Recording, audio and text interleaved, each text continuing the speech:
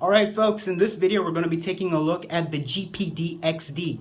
I have the box right here, and this is a very interesting console compared to the other Chinese consoles that have recently come out.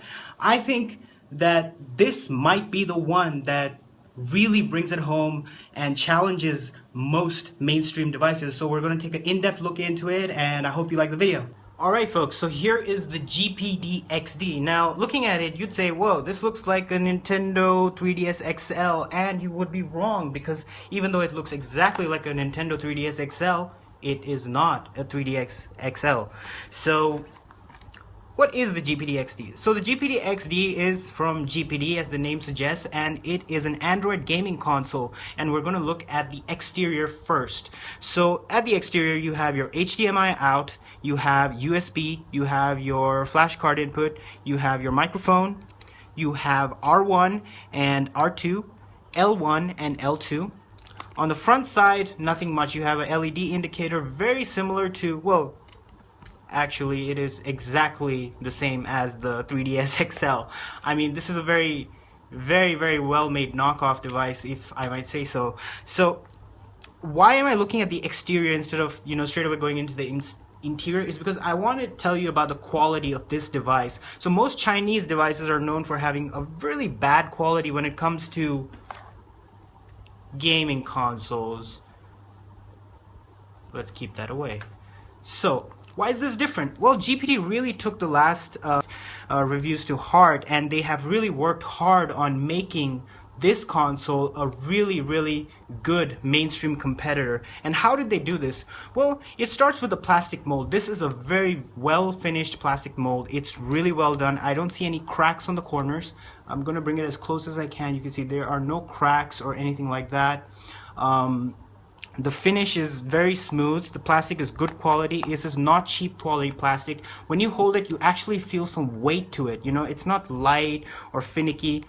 And you don't really hear any, no sounds. Unlike, why is this important to me as a gamer? Well, this is important because when I invest in a system and I'm going to play a lot of games on it, I want it to be solid. I don't want flaky controls, shaking around and falling off. I don't want all that stuff. And this has been done well. Another thing is the screws. If you look at this device, you won't see any screws. There are no screws on the exterior. Why is that? Because the screws are actually covered. And this is actually very rare for a manufacturer to do. And let's take a look at it. See, this screw is covered. They're properly taped and covered. Very similar to what the old Nintendo Game Boy Advance used to do. So I'll go into the interior now. So opening it up, you'll find a really cool surprise. There you go. That is your control setup.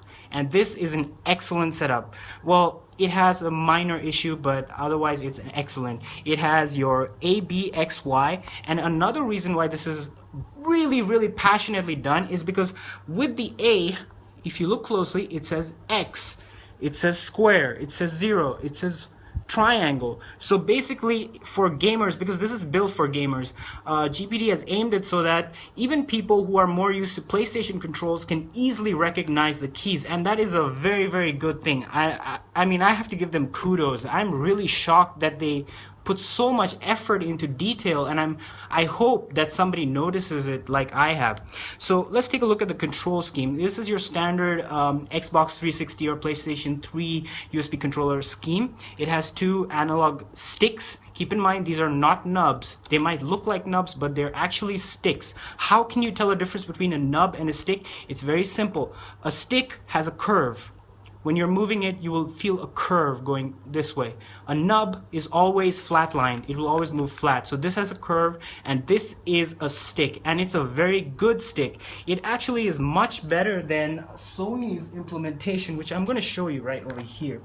This is Sony's implementation of the stick, which is stiff, and it's okay. It's not that great, but these sticks are very smooth.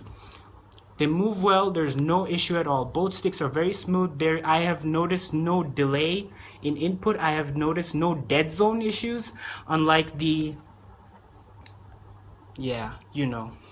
okay. So very well done. It has your start button. It has a select button.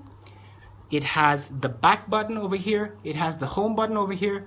A GPD magnetic steer. I believe this is some kind of a magnetic thing because it turns off the screen when you close the device, which is really cool. I mean, they actually use this, or I could be wrong, but well. So this is your power button over here, and you have your menu button. You have your gamepad button. This is a dedicated gamepad button that you just press and your mapper comes up. Very, very cool indeed. This is your volume control, plus and minus. You have L3 and R3. So you'd say, why in the hell did GPD do this? Well, I'm not sure, but they could not incorporate the click mechanic into it, and that's okay because most of the games I've tested with game streaming, and I'm going to show you that, they work fine with these L3 and R3 buttons, and it's good that GPD really put this in because they know that people are going to game stream, and it works well. Let's take a look at the triggers for a second. So these triggers are good, they're responsive, they are also clicky. You hear that? I like that sound. Some people might not like it, but I like that sound. They're not hard to press or anything. They're actually balanced very, very well. I don't know if they broke into a 3DS factory or something and just stole the schematics, but these are very well done. In fact, they're actually better than... What the hell is this? It's just mushy. I can't tell. There's no response. I prefer this because it has a nice soft click to it.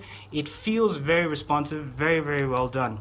So I'm not trashing the 3DS. It's just, this is a good device, but I'd expect more, you know. I mean, if a Chinese company can do this, I mean, come on.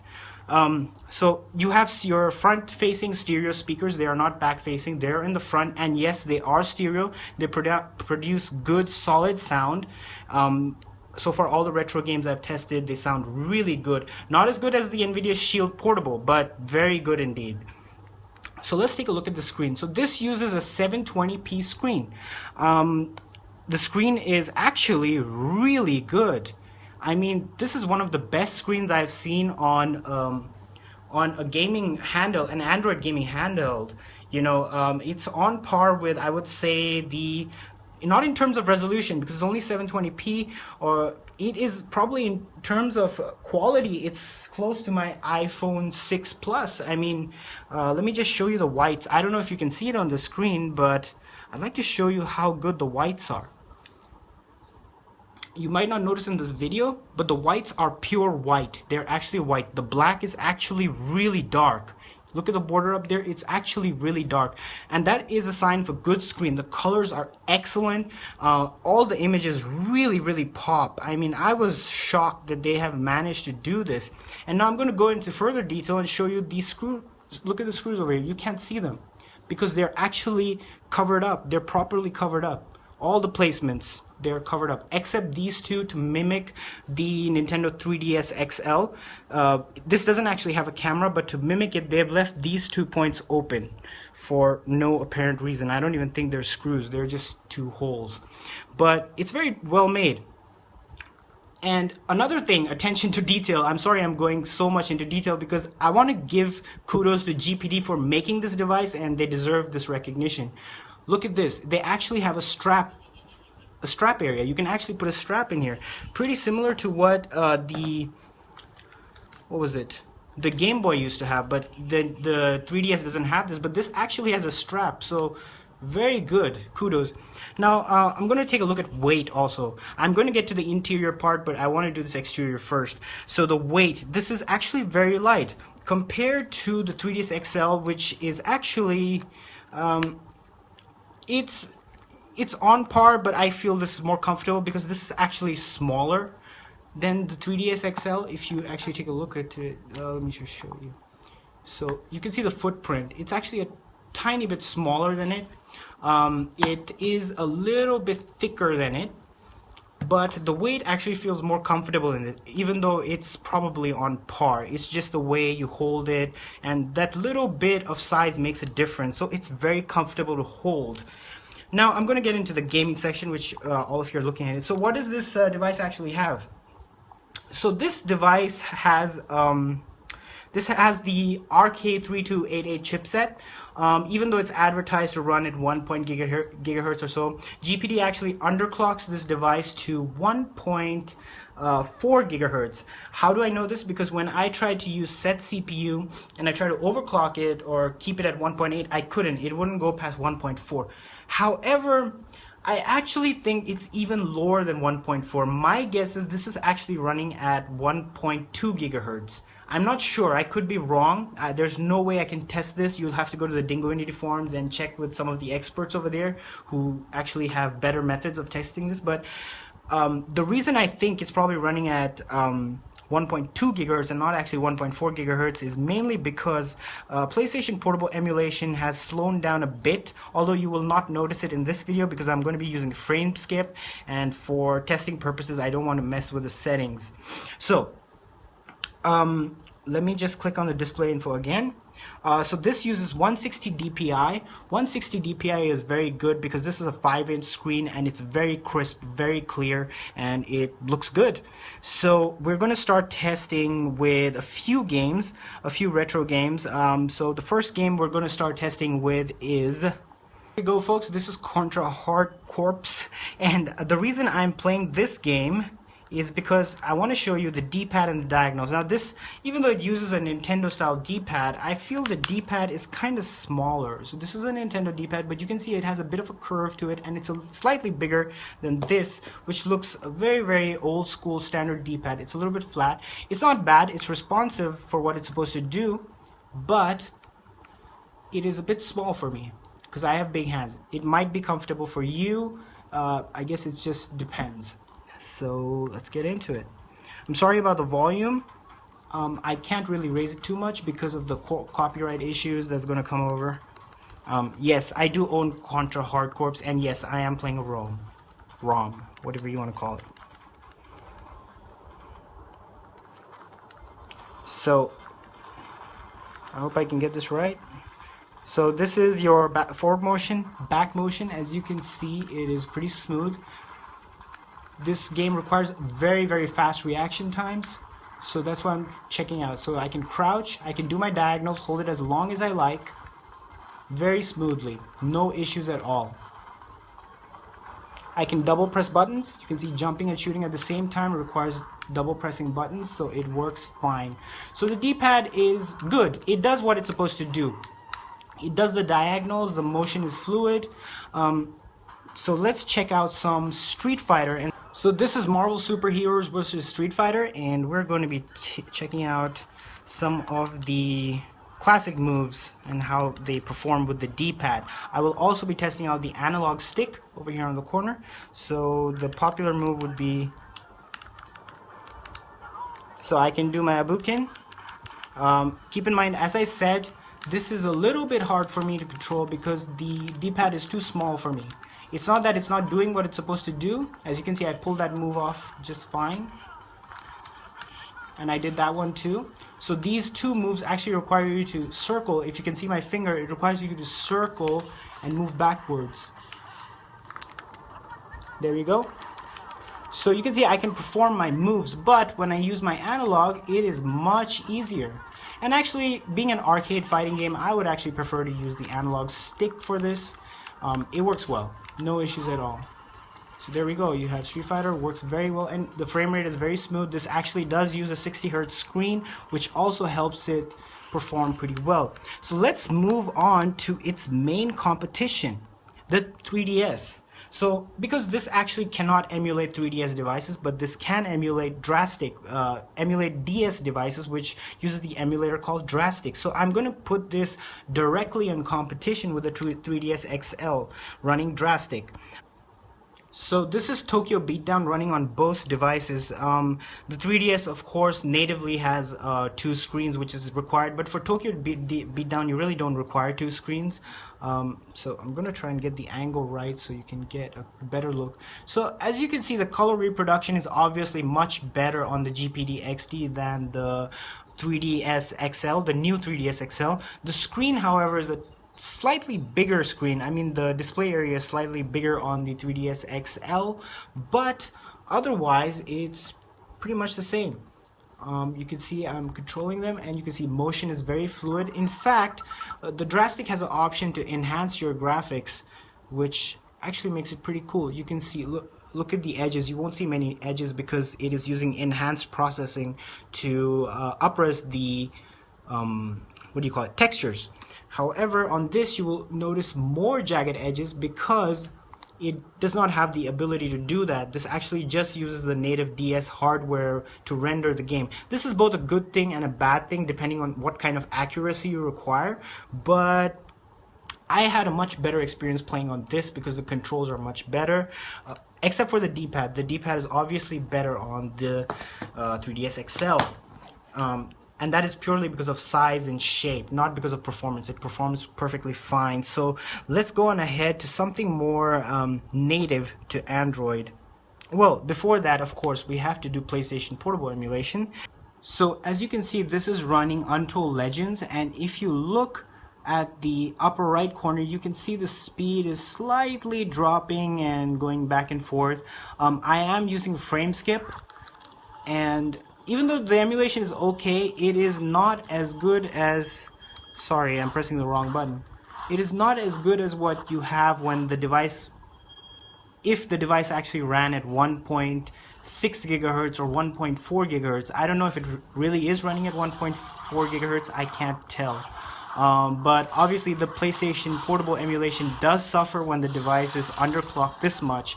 It does have the capability to run to 1.8 gigahertz, but I suspect GPD actually underclocked it because the reviewers in the past, well, me actually, criticized it for heat. But this device actually doesn't get hot, which leads me to my next topic, heat. Now, I've used this device pretty much all day yesterday because I wanted to get this review out as soon as I can so people can decide, you know, whether they want to buy this or not. And I surprisingly did not notice any heat. This device does not get hot. I actually played this even while charging, and the only area that gets hot is somewhere over here. You don't notice it because you're holding it like this. There's no heat over here. I'm surprised. I thought it would get warmer because the device is so compact, but nope, that did not happen. It ran perfectly fine. I didn't notice any slowdowns except for the 1.4 gigahertz CPU, which is kind of holding this device back. But I'm sure custom, you know, with a custom firmware or something, that can be fixed. What else? I do want to show you some native Android games. I wanted to show you Modern Combat and Dungeon Hunter, but unfortunately, due to some bandwidth limitations, I could not download it today. And, you know, if I do that, it's going to take me another day. But I do have a really good and it's not graphically intense, but it can show off the mapper. So this game is powered by the Unity engine and it's called Shadow Sun. So let's continue, and I just wanted to show you the mapping. So my keys are actually mapped. I click this button over here and the mapper shows up. As you can see, it's very simple. It uses the traditional GPD mapper. One thing I have to say is GPD has not evolved their mapper. I think they should offer more stuff like swiping and, you know, slides and all that stuff, and that would be cool. I think that's necessary, but otherwise it works well. It has all your keys that can be mapped, so I'm just going to save it and move back, and as you can see, it runs very smooth. This is not a very intense game, but it runs. The reason you're seeing jittery movement while turning is because this is actually meant to be swiped, and for some reason this screen is unable to swipe in this game, only in this game. The other games are fine, but otherwise it's really smooth. It runs very smooth, and it's actually a pretty fun game. You guys should check it out if you're into RPGs, long, you know, RPG. It's not a very long game, but if you're into old school RPGs. I wish I could show you some combat, but I actually killed everyone last night, so unfortunately I can't show you much combat here. Well, it runs fine. So this is Shadow Sun. I am going to move on now to something which is of interest to many gamers, which is game streaming. So we're going to be using Moonlight. First, let me do my Wi-Fi thing over here. Connecting. So some of the flaws this thing, I want to go through it. It does not have 5 gigahertz support, and as you know, 5 gigahertz Wi-Fi support is very important for game streaming because 2.4 gigahertz simply cannot handle game streaming that well, and I'm going to show you the reason for that. It's because of if you have too many networks or even speed. It does not support the 5 gigahertz high-speed network, so you have to use 2.4 gigahertz and work with it. So let's get into Moonlight. My PC.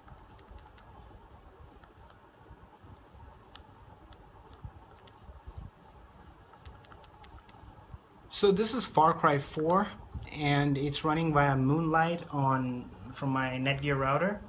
And let's see how it performs with the GPD XD analog controls as a first-person shooter.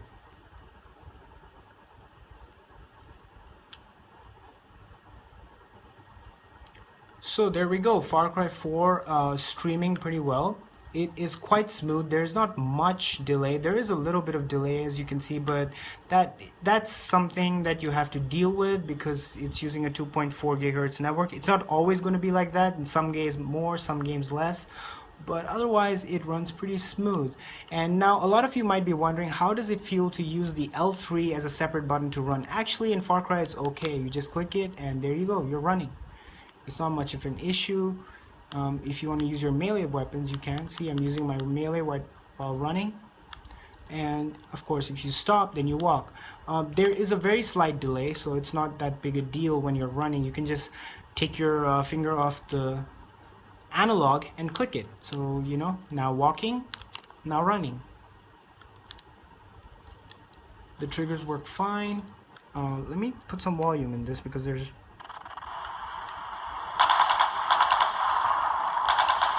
So as you can see, there is no lag. It's pretty smooth for the most part. If this had a 5 gigahertz module, it would be much, much better. And there we go, Far Cry 4, running pretty well. Melee attack also works fine. Alright, so let's exit this out. Now that we've finished testing our PlayStation Portable emulation, some classic emulation, the diagonals, game streaming, what does this device lack? Well, this device is not perfect. It does have a few things it's lacking. So the first thing, now this does not use a two-step lock like the Nintendo 3DS, which has lock 1, lock 2, close. This actually can go and lock over here, no shake, here, no shake, here, no shake, no shake, no shake. However, when you're moving this board up, there is some creaking noise. Usually this means the screws are too tight. In the future, this can be a problem. I don't know, but I think it could be a problem. It could actually break the device because it's, you know, made that way. But so far I haven't noticed much of an issue. So that is kind of a flaw. It does not have Bluetooth, which is a major flaw because some people would like to plug in their Bluetooth headphones or headset, use a controller, but it does not have Bluetooth. This is a cost-cutting measure by GPD, which I think is fairly unnecessary. The other thing was, as I mentioned before, the 5 gigahertz network. The D-pad is a tiny bit small for my hands, but this is mostly an issue that is more targeted to people with big hands. I mean, you know, if you have regular size hands, you should be okay, I guess. What other flaws? I just can't find any. Like, I have tried. I simply can't find any flaws unless the unit you receive has some major issues. The Wi-Fi is a tiny bit weak. Signal-wise, it kind of... it's not reliable. It goes back and forth, but I think that's a firmware issue. It's not an issue with the device. One more thing, which is not a knock against the 3DS XL, but what the hell? Look at this. This screen, why does it do that? You know, I like my new 3DS XL. I love playing 3DS games on this, but sometimes I don't get it. You know, this, look how sturdy it is. No, see, it does not have that issue at all. So I think Nintendo needs to step up their game when they're making consoles, when it comes to, you know, making them more sturdy. Of course, their games are excellent. 3DS has some excellent games, and the control setup is very good. They use a nub, which I don't know. So that's it. I'm not going to compare it anymore. But what I am going to do is compare it to this crap over here. Well, I shouldn't say it's crap. Some people really like this. For me, it's useless because, you know. So the evolution of GPD from, actually I have both their consoles, the GPD G7, the GPD Q9 to the XD is a huge leap. I mean, this device is the best device GPD has ever produced, both in terms of physical quality and the amount of effort put into detail, the ergonomics of it while holding it. So they have done a very good job. The screen, I mean, I can't say enough good things about this screen. The portability factor, the weight, the heat, I think GPD has found a good balance over here, and I would like to see them go forward with this kind of a balance. They have done a very, very solid job over here, and I would say if you are somebody who loves retro gaming, you're going to love this device. This is actually going to be your dream device if you love retro gaming and you like this form factor, and if you like to play DS games, this can be your ideal device. If you like game streaming, this might not be your ideal device because the split L3 R3, but in most cases it's not going to be an issue. You know, very few games actually require you to be precise with this stuff. You don't need to worry about that. What else do I have to say? Well, the speakers are good. I already mentioned that.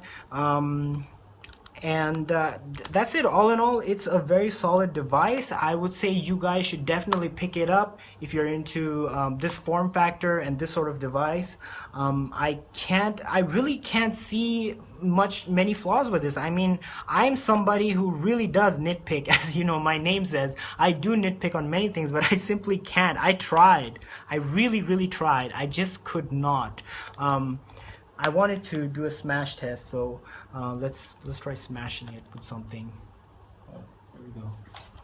Smash it with my iPega controller, and it's smashing. I hope you liked the video. If you liked it, go ahead and like it. If you dislike it, go ahead and dislike it. But as always, thank you for watching.